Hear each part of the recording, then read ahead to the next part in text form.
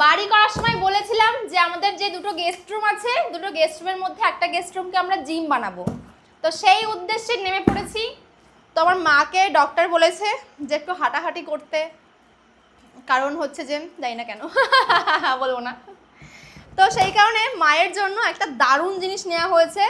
তো এই যে গেস্ট রুম, আমাদের সেকেন্ড গেস্ট রুম, মানে হচ্ছে আমাদের বেলকনির যে পাশের গেস্ট রুমটা রয়েছে সেই গেস্ট রুমটাতেই আমরা জিম বানাবো। আমাদের অনেক কিছু কেনা রয়েছে অলরেডি, আগে কিনেছিলাম, তোরা হয়তো ভিডিও দেখছিলি যখন আমাদের বাড়িও ছিল না।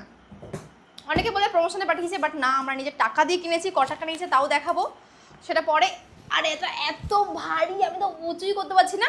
একটা বিশাল বড় প্যাকেজ এসছে, আমি তো বাড়িতে ছিলাম না, বাড়িতে এসে দেখি যে এত বড় পার্সেল এসছে। তো এখন বাজে রাত 10টা, তো এখনই আনবক্সিং করতে বসে পড়েছি। তো বিশাল ভারী এটা, অ্যান্ড আমরা এটা তো আনবক্সিং করলাম, ছিললাম। এবার দেখার পালা যে প্রোডাক্টটা আদৌ ভালো এসছে কিনা, কারণ প্রচুর টাকা দাম নিয়েছে এটা, মানে এক্সপেক্ট করিনি আমি। এটা ছিঁড়েই ফেলেছি অলরেডি, অ্যান্ড এবারটা আনবক্সিং করবো। তোমরা কিন্তু অবশ্যই গেস করো যে এর মধ্যে কী আছে। তো হৃদয় চলে এসছে আমাকে হেল্প করতে, অ্যান্ড ভাই আমি হৃদয় এটা আসার পর থেকেই ভাই পাগল হয়ে গেছে কখন এটা আনবক্সিং করবো। তো ফাইনালি আমি তো এসেই জাস্ট ড্রেসটা পাল্টেই বসে পড়েছি এটা আনবক্সিং করার জন্য। তোমরা কিন্তু অবশ্যই গেস করো যে এর মধ্যে কী হতে পারে। তো চলো দেখা যাক।